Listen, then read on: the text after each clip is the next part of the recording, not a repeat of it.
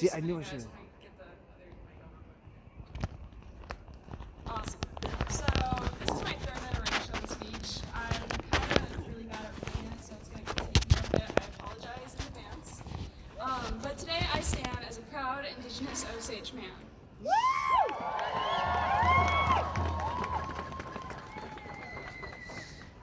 I am so incredibly grateful for this opportunity to speak at this march today and to speak out on the voices that don't get very heard in the trans and Indigenous communities.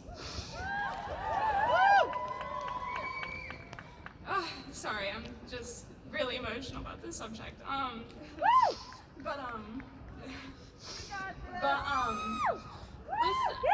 When it comes to our trans community, when we are looking for a safe place, we tend to leave the current one, our birth gender, and tend to seek the one that we want to transition into.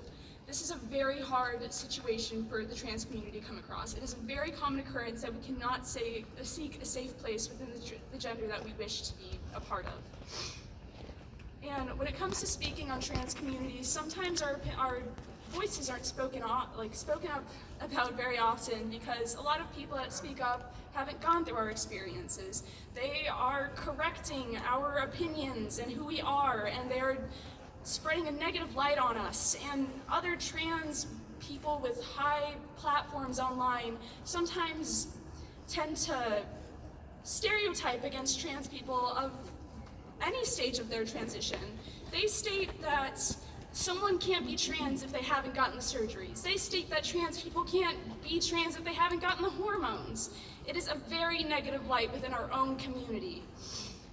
And on top of that, in Idaho, we have the worst goddamn conservative ideologies. We have the worst gender norms known to man. Women are supposed to be mothers. They are supposed to stay in the kitchen. They are supposed to go shopping. Men are supposed to be providing. They are supposed to be masculine and built and muscly. But that is not true. You can be a man, you can be a woman, you can be two-spirited, you can be whatever the fuck you want.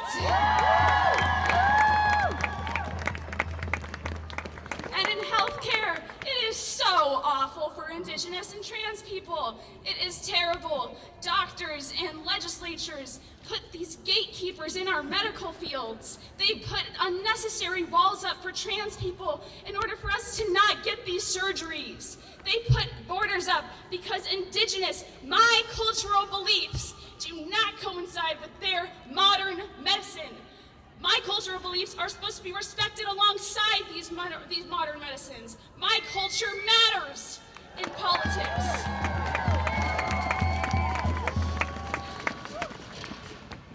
And this discrimination amongst both of these, I have faced just in this state alone, in Boise alone, I have faced so much racial discrimination, so much trans discrimination, and it's disheartening. It is so disheartening, and I've seen it with my other trans community members. I have seen them get purposely misgendered. I have seen them get dead named in media. I have seen them purposely disregarded because of what they believe they are, what they know they are. Trans is not a choice. It is a voice in your head that tells you who you are. It tells you this is who you are. This is who you are. It will be with you forever. It'll be a voice telling you that you matter. And that no matter what happens, no matter what stupid, dumbass laws get passed, that is who you are. It does not matter whatever the asshole in that building says. You are who you want to be. No law, no legislation, no Congress can ever say otherwise. No matter what bans they put on healthcare, no matter what fucked up doctors, sorry for my language, no matter what doctors they put in those hospitals, no matter what they want to do to prevent us, no matter how much they don't pay their women, their minorities, they do not pay us equally. They do not treat us equally. They do not see us as equals. But that is what America is. It is a free country. It is supposed to be built on equality, and it is not. It is built on inequality based on what they want. It is not what we want. They are not for the people. They are against us. They pay Indigenous women 65% less than their male counterparts. Indigenous women face 5,900 cases of sexual sexual assault a year, and I have not heard a single news talk about this.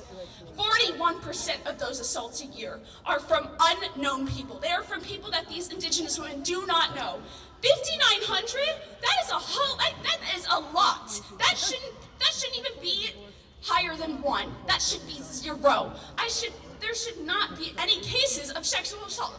Every case of sexual assault in this state goes unheard, goes undefended, goes unjustified. It is not okay for us to keep getting ran over like this despite our difference from these people. They pass laws against us because they don't like the fact we have voices. They don't like the fact that we can't stand what they're putting against us.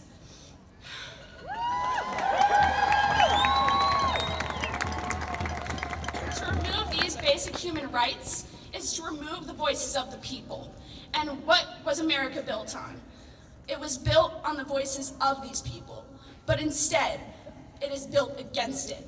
They do not speak for us. They do not help us. They do not want to help us. They want to make sure that we stay quiet. They want to make sure that we don't speak up. They want to make sure that in any way possible, we cannot achieve anything.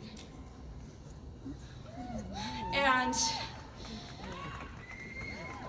the laws they put against us are a crime within their own self. It's ridiculous.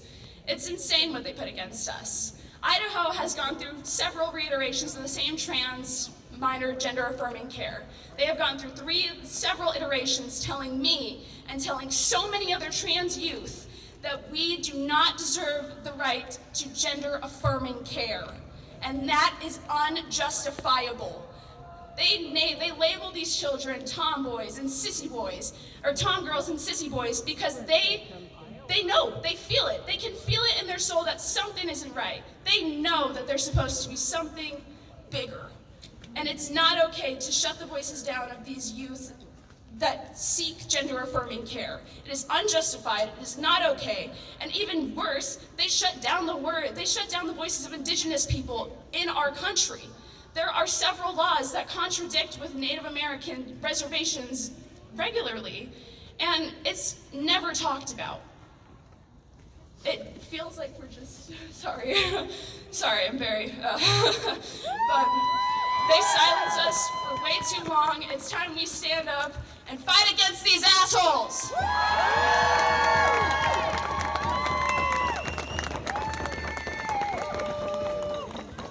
Thank you, Lucius. All right, let's now give it up for Yvonne Shen, a junior at Boise High, and Yushin Cheng, a sophomore at Renaissance.